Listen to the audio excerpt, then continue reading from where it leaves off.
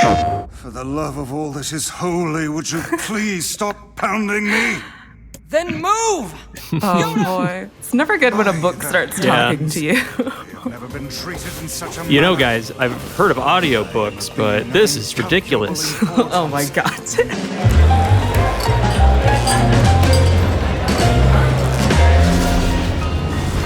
Hi, everybody. Welcome to another episode of PlayStation Underground. You got Tim and Kristen here. Hey. Hey, so we're joined by Reed Taguchi, who's the marketing lead on NieR Replicant from Square Enix, for a look at NieR Replicant. Reed, thanks for joining us. Thanks for having me, guys. Really excited to be here. Yeah, this is going to be, a slice of NieR Replicant that we haven't seen on the ramp up to this new release. Can you tell us a little bit about what we're going to be seeing? Sure. So this is pretty early in the game. It's a gameplay segment known as the Lost Shrine. And the reason we're going here is because our little sister Yona has disappeared from our village, and we're frantically searching to find her. So this is the first place where we're looking, is the Lost Shrine. Okay, great. And we should note that we're checking out some, pre-captured gameplay. But yeah, this seems like a great sort of establishing shot of, and maybe we jumped ahead a little bit there to the entrance here. But can you tell us about, this location and kind of its place within the world of NieR Replicant? Sure. So this Lost Shrine location is pretty important to the rest of the game. We'll come back here a couple times, but we can tell, just in the way that it establishes this world, that we're in a very future post-apocalyptic version of a modern world that's similar to ours. Chronologically, this takes place thousands of years into the future from, our present time, and then thousands of years before the events of NieR Automata. So we're kind of functioning in these really cosmic, outrageous periods of time. Okay, awesome. Yeah, and I've played some of NieR Automata. Most of it, I've gotten several endings, but I have not I don't have any experience with NieR Replicant. So maybe, one thing I'm kind of curious from, and if there are good examples within this video as we're checking it out, this gameplay, what are some of the really cool things that make NieR Replicant, unique from a gameplay perspective that, are worth highlighting?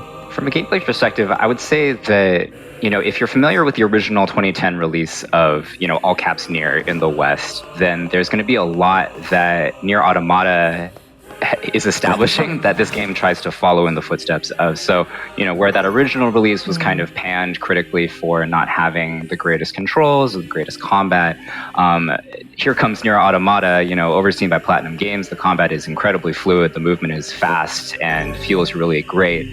And so that same amount of work has been applied to this title to bring it to that same level of fluidity and grace and excitement.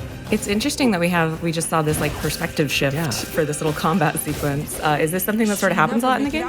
Absolutely. So, going back to fans of Automata, that game really took advantage of this perspective shifting.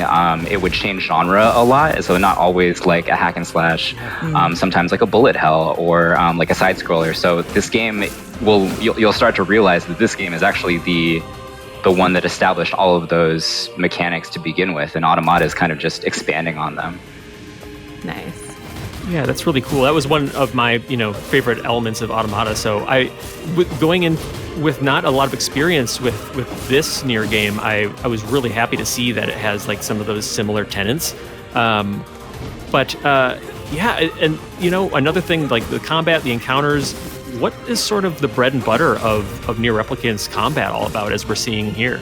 So we're seeing a lot of combos. A lot has been done to sort of, increase the range of what the player can do within combat. So you have light and heavy attacks. You have the ability now to dodge a little bit more actively. You can parry enemies' attacks. So if you hit the guard button at the right time, you'll parry the enemy's attacks, make them stagger a little bit, and open them up to receiving more of your attacks. Nice. Okay, gotcha. That was one thing that I really, appreciated about NieR gameplay in general, was just sort of depending on how deep you wanted to go and how technical you wanted to go, the game could either be really accessible in combat, or you could get really, really technical and, be really, really focused on your parries. Would you say that it's sort of that same level of sort of accessibility versus mastery that's attainable within NieR Replicant? Absolutely. I would say there's a ton of variety here in terms of how you want to approach combat. You know, once we get the Grimoire Vice later and it opens up our ability to use magic, that provides even more, possibilities. So you can, like in Automata where you had the pods, you can apply pressure and damage with, you're just kind of holding down R1 and like spamming the enemy with bullets. You can do that in this game as well with magic while you're still attacking, while you're trying to play well technically. There's a lot of possibilities here. Cool. And I see we've equipped something called the Nirvana dagger, which is coolest name possible for a weapon. So what are these monsters that we're sort of fighting up against right now? These are known as shades. So these are sort of the primary enemies you're going to be encountering throughout the game. They don't do very well in sunlight, which is kind of why they're steaming here. Oh, cool. So that's actually part of the game where, you can draw them into these situations where they are exposed to sunlight, so they're a little weaker. But yeah, these are the main enemies that you're going to be fighting through the story. That's really cool. So we're seeing, maybe that was an attempt there to before the enemy was fallen to kind of knock them back into the sunlight. That's such a cool mechanic. I really like that.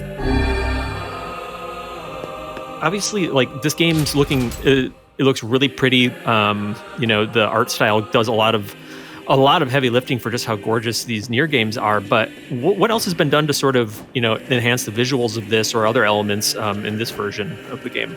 So I'm glad that you pointed out like the textures and stuff have been upgraded. The character models have been vastly improved, in my opinion, over the original. But not only that, like the sort of more subtle elements, like the music has been re-recorded. The original composer, Keiichi Okabe, came back, took a look at the score, was like, I think I can do a little bit better. So a lot of the music has been rearranged. All of it has been re-recorded.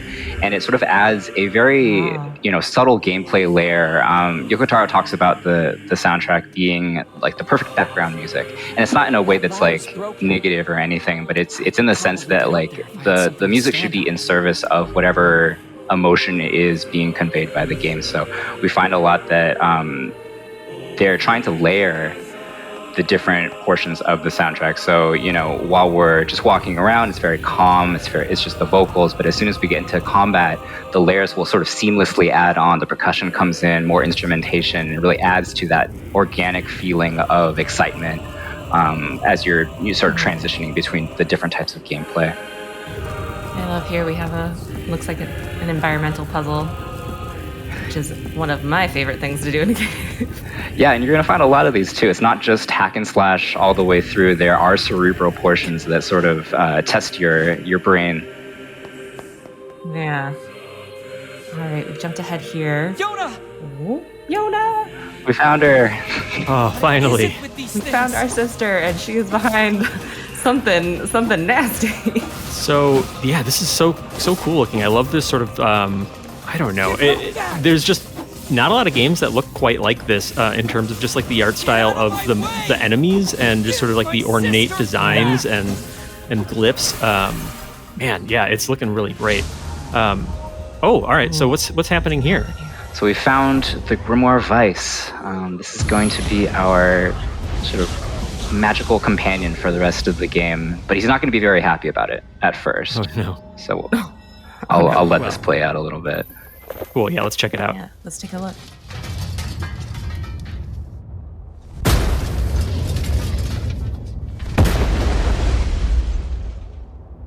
I love that their armor looks like faces.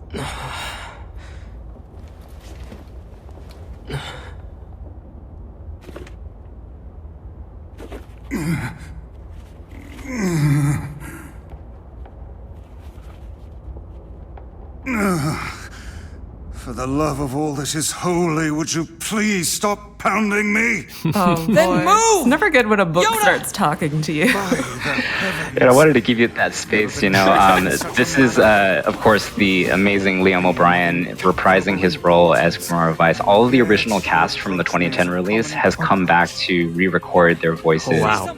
Oh, that's wonderful. That's so great. Yeah, guys, I've heard of audiobooks, but this is ridiculous. Oh my gosh. I want to apologize for my comment earlier about audiobooks.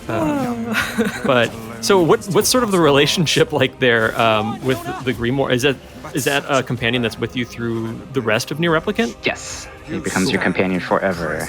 And yeah, I feel like the relationship is pretty comedic. Grimoire Weiss is kind of this stuffy, grandiose, arcane book with sort of all of the knowledge of the universe, and he does not miss an opportunity to tell you that you suck at this or like you're doing this wrong. I was gonna say, like, right at the beginning there, he was like, listen, you know, aren't doing too well, and I am this ancient being. Exactly. I will grant you one final chance.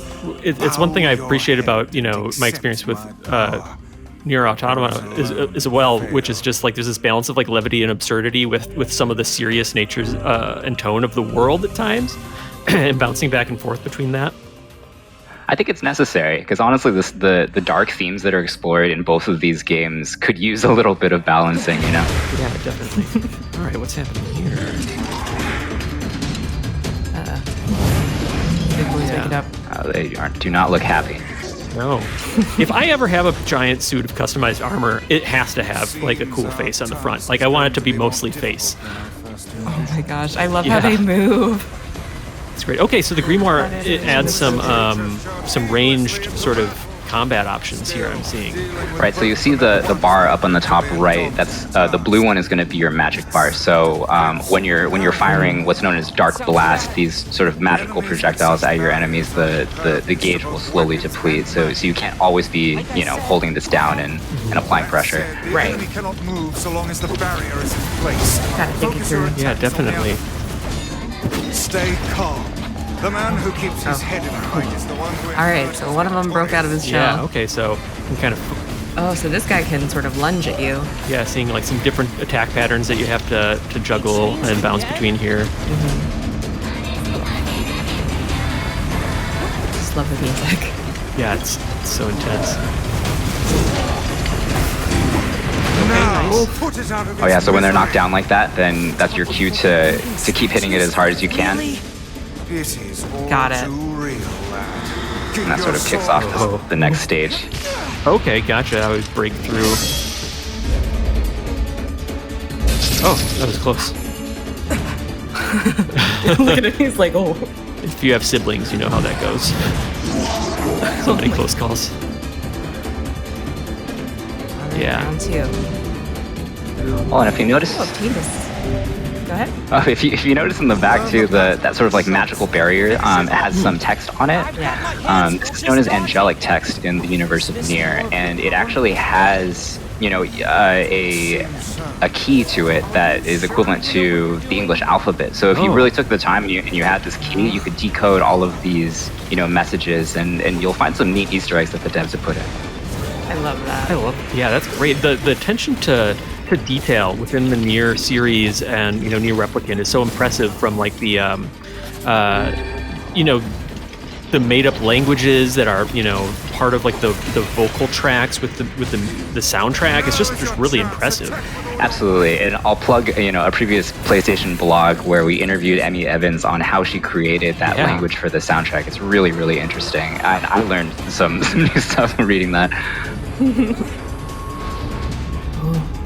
Look at this big boy attack.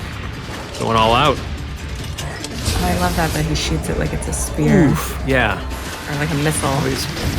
Oh yeah, so this is another upgraded sort of magical attack that we gain. Throughout the game, you'll progress and gain ever more powerful magical attacks through the Grimoire Weiss. This one's called the Dark Lance. Okay. The other guy's like, I am not okay with this. They are not but Maybe you should have gotten some protective eyewear, I think, for this battle specifically. The Grimoire's just like, just swat them. Just swat them from the side. This is one thing I also really like about NieR, and it's getting me excited about this game as well, is that sort of like the almost like bullet hell element that enters battles, where it's important to deal damage and dodge melee attacks, but these sort of space controlling ranged barrages from bosses is so cool. Yeah, I think that's one of the things that keeps like players on their toes the most. Is just they have to change genres so many times throughout this game. It's not just your traditional just hack and slash. There's exactly like you said. There's bullet hell. Yeah. So many different ways to that the enemies challenge you. The game will challenge you.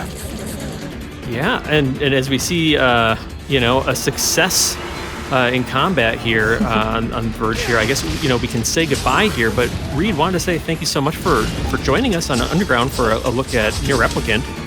This was super fun, guys. I hope you enjoyed the gameplay segment. The game comes out on April 23rd, and there's plenty more to discover and experience with this title. I really hope you guys enjoy it.